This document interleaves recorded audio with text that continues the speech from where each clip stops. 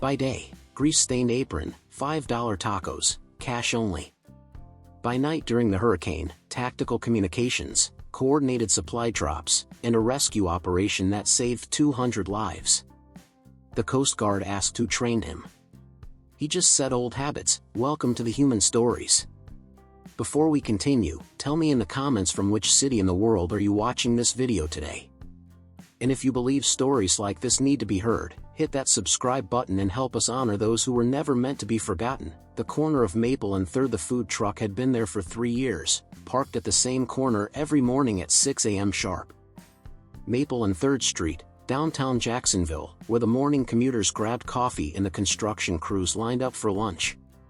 The truck was nothing special: faded blue paint, a hand-painted sign that read Miguel's Kitchen, and windows fogged with steam from the grill inside. Miguel Santos looked like every other food truck owner in America. Mid-50s, thick mustache, apron permanently stained with grease and salsa. He spoke broken English with customers, smiled when they paid, and never asked for tips. His tacos were good, his prices fair, and his routine predictable. Open at 6, close at 7, 6 days a week. Sunday was for church and rest. The regulars knew him by his first name only. There was Jenny from the accounting office who ordered the same breakfast burrito every Tuesday. Tom, the electrician, always got extra hot sauce. Mrs. Rodriguez brought her grandkids for churros on Fridays. They all liked Miguel. He was polite, hardworking, and never caused trouble, but none of them knew his full name. Forget to like the video and subscribe for more powerful stories like this. Your support keeps these stories alive. None of them knew where he lived. And none of them had ever seen the small, faded tattoo on his forearm that he kept covered with long sleeves, even in Florida heat. A tattoo that read 82nd Airborne in letters worn thin by decades of sun and sweat. Miguel had been running from that tattoo for 23 years. August 28, the day before Hurricane Camila was upgraded to Category 4 on Tuesday morning.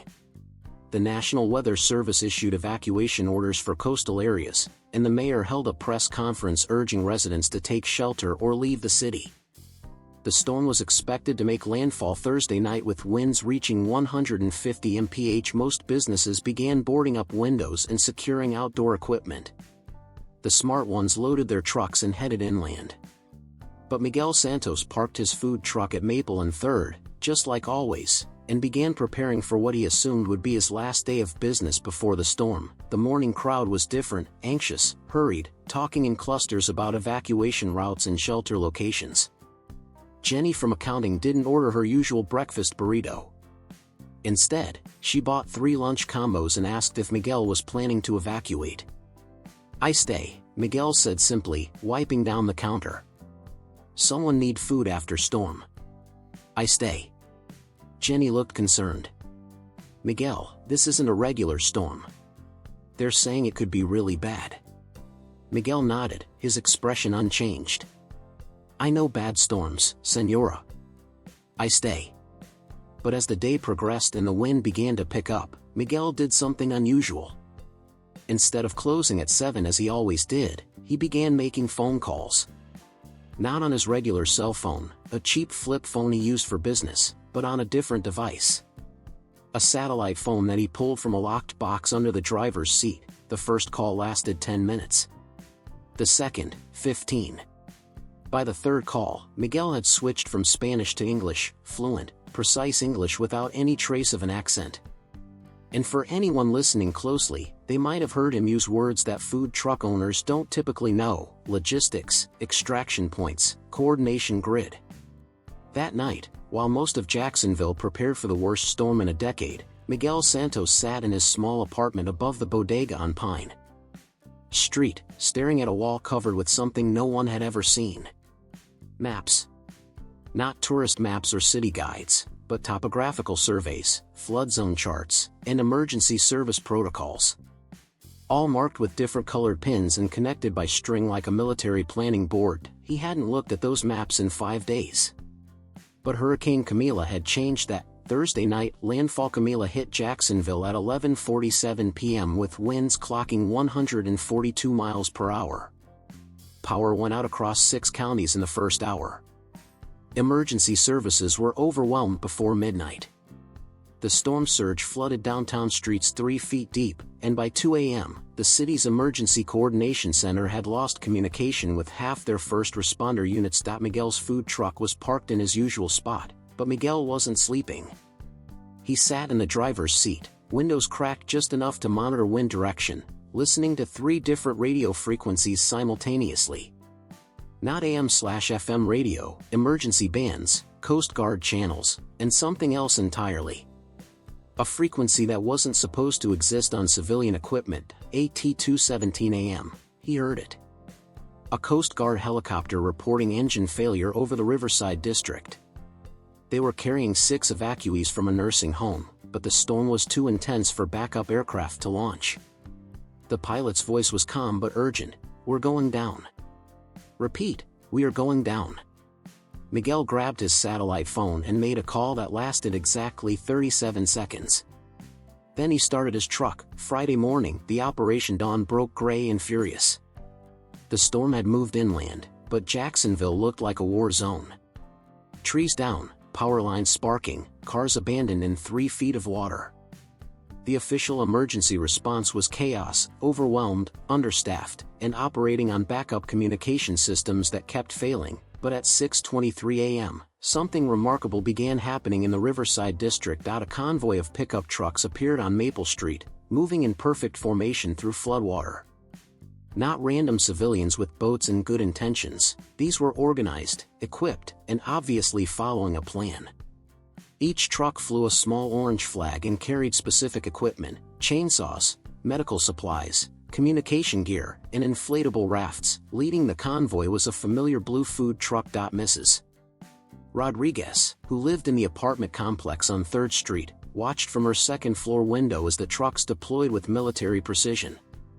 It was like watching soldiers, she would later tell reporters. But they were just neighbors. People from the community. Except they all seemed to know exactly what to do. The operation had 3 phases, though no one called them that except Miguel, who coordinated everything from his truck using radio equipment that definitely hadn't come from Radio Shack. Phase 1, search and rescue. 6 teams of 4 people each spread out across a 12-block grid. They moved systematically, house by house, marking doors with chalk to indicate whether buildings had been searched, how many people were inside, and what level of assistance was needed. It was the same system used by FEMA urban rescue teams, but somehow these volunteers already knew it. Phase 2, medical triage. A temporary medical station was established in the parking lot of Jefferson Elementary School. Not because someone thought it was a good idea, because Miguel had identified it 3 days earlier as the optimal location based on elevation, road access, and proximity to the hospital. 2 retired paramedics and a nurse practitioner staffed the station, treating everything from cuts and hypothermia to a heart attack suffered by an elderly man during the rescue. Phase 3, evacuation and supply. The most impressive part was the evacuation coordination. Using a combination of pickup trucks, boats, and improvised stretchers, the teams moved 127 people from flood zones to safe shelter locations.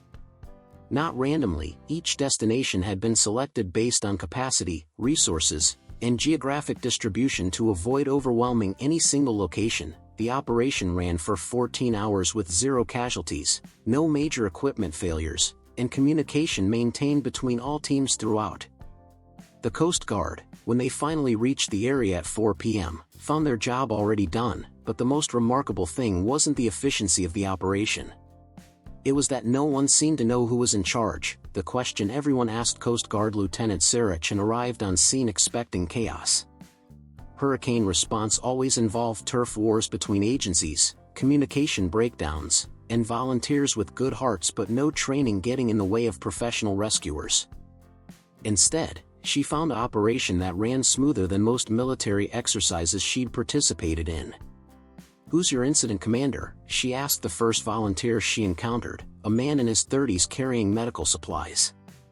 "Miguel," the man replied without hesitation. "Miguel who? What agency is he with?" The man looked confused. "Miguel from the food truck." "He's just Miguel."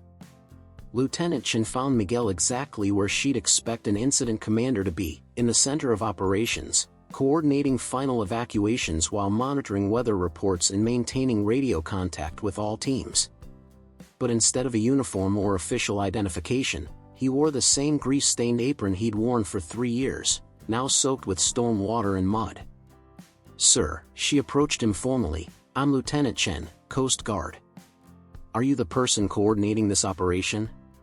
Miguel looked up from his radio, and for just a moment, Lieutenant Chen saw something that made her straighten instinctively. His eyes, calm, assessing, with the kind of focus she'd only seen in senior officers during crisis situations. "See, I help coordinate," Miguel replied, his accent returning along with the humble demeanor. "Everyone's safe now. Good work by your people." Lieutenant Chen looked around at the operation, the systematic approach, the communication protocols, the efficiency that came from experience, not luck. "Sir, this level of organization, where did you learn emergency response?" Miguel was quiet for a long moment, watching his volunteers secure equipment and prepare to stand down. Finally, he answered, "Old habits, Senora." Old habits. The question that changed everything. Lieutenant Chen couldn't let it go. She'd served 2 tours in Afghanistan and recognized military planning when she saw it. That night, she made some calls. Unofficial calls to people who might know about someone named Miguel Santos running humanitarian operations with military precision. The answer came back 3 days later in a phone call that she never officially received. "The guy you're asking about," the voice said, "his name isn't Miguel Santos. It's Master Sergeant Miguel Antonio Santoro, U.S. Army, 82nd Airborne Division. 3 tours Iraq, 2 Afghanistan. Specialized in rapid deployment logistics and civilian population protection." Lieutenant Chen felt her stomach drop. What happened to him? Officially? Nothing. He completed his service, received an honorable discharge, and disappeared. Unofficially? He was involved in an operation in Kandahar that went sideways. Civilian casualties. Not his fault, but he blamed himself. When he came home, he just vanished. And he's been running a food truck? Apparently.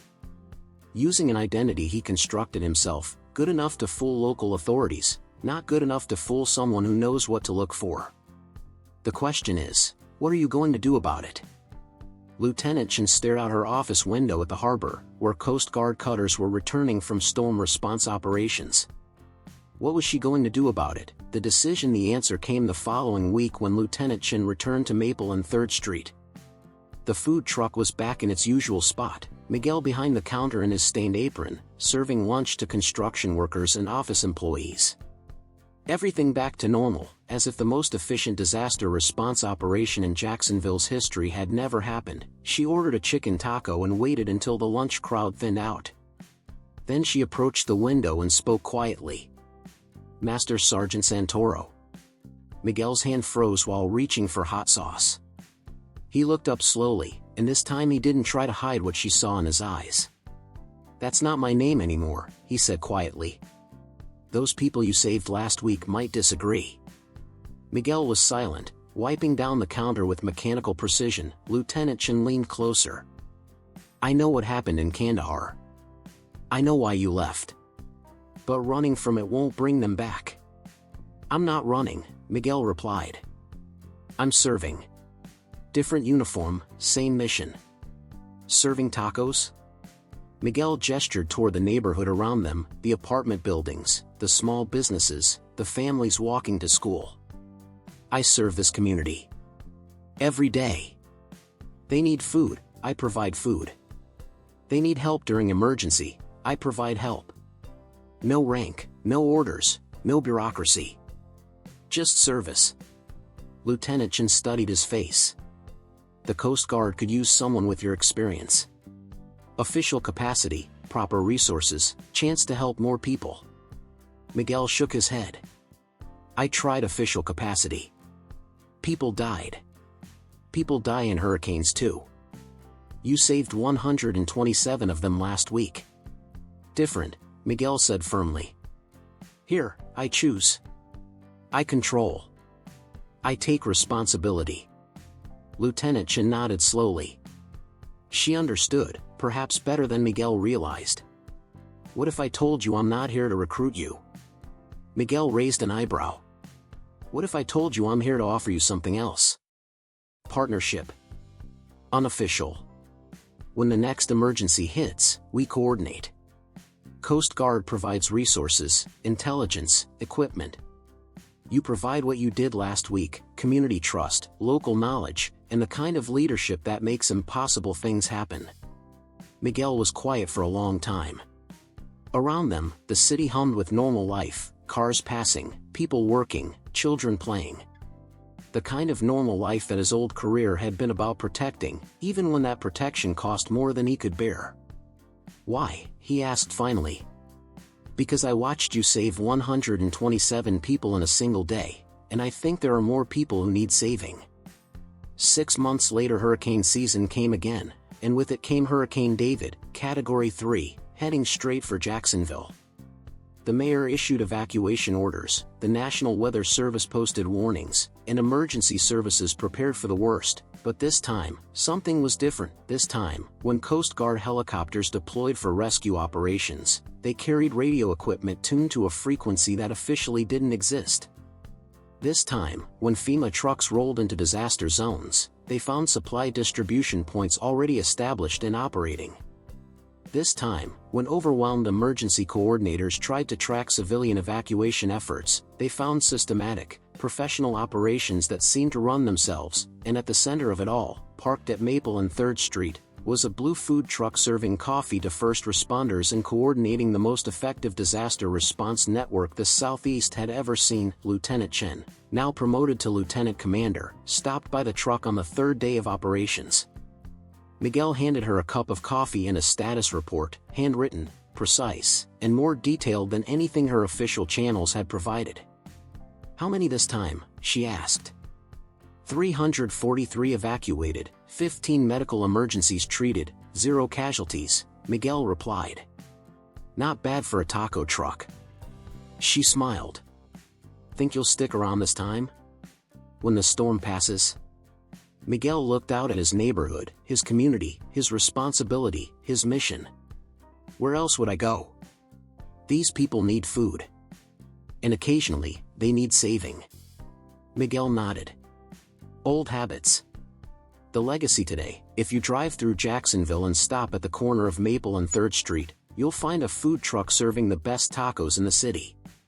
The owner, Miguel, is quiet and polite, keeps to himself, and runs his business with the kind of precision that makes you think he's been doing it his whole life. But if you look closely, really closely, you might notice a few things that seem unusual for a food truck. The radio antenna that's a little too sophisticated for a small business. The way Miguel's eyes automatically scan for exit routes and tactical positions. The small memorial sticker on the back window, not advertising, just 5 names and dates from Kandahar Province, Afghanistan, and if you're unfortunate enough to be in Jacksonville during the next major emergency, you might discover that the quiet man who serves your lunch is also the person coordinating the most effective disaster response operation you've ever seen, because some people serve their country in uniform, and some serve their community in aprons. But the best ones, the ones like Master Sergeant Miguel Antonio Santoro, understand that service isn't about the uniform you wear, it's about the lives you save. One taco and one rescue operation at a time. Epilogue: the food truck is still there, every morning at 6 a.m. sharp. The regulars still come: Jenny with her breakfast burrito, Tom with extra hot sauce, Mrs. Rodriguez with her grandkids for Friday churros. They all know Miguel, trust him, count on him, but none of them know that when disaster strikes, when hurricanes threaten, when floods rise, when their community needs a hero, the man flipping burgers behind that counter transforms into something extraordinary, someone who understands that the highest form of service isn't seeking recognition for what you've done, it's quietly ensuring that when the storm comes, everyone gets home safely. Old habits, indeed. So now I ask you, have you ever met someone like Miguel? Someone who served quietly, who carried their mission into civilian life, who never stopped protecting others even when no one was watching?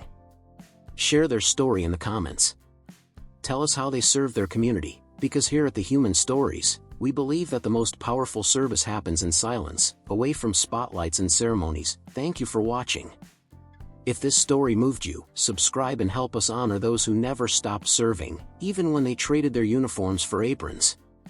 We'll see you in the next story, and until then, remember, heroes don't always wear medals. Sometimes they wear grease-stained aprons and serve $5 tacos with a side of salvation. The next time you see someone working quietly, serving others without recognition, look a little closer. You might be standing next to someone who once moved mountains, and still does, one small act of service at a time.